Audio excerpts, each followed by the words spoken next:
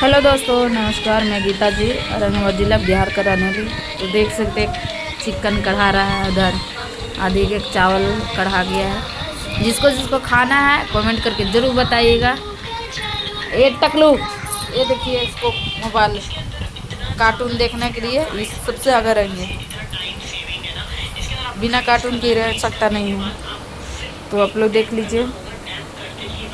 देखिए ये चिकन कढ़ाया है और उस कढ़ाई में भी है, चावल है, सलाद है।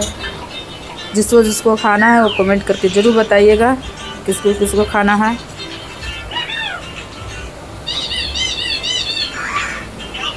अच्छा लगा तो दोस्तों ज़रूर बताइएगा, कमेंट करके ज़रूर बताइएगा कैसा रहा। आप लोग भी क्या क्या बनाए हैं कमेंट करके ज़रूर बताइएगा। मेरे घर ये सब बना है और कुछ नहीं बना है दोस्तों।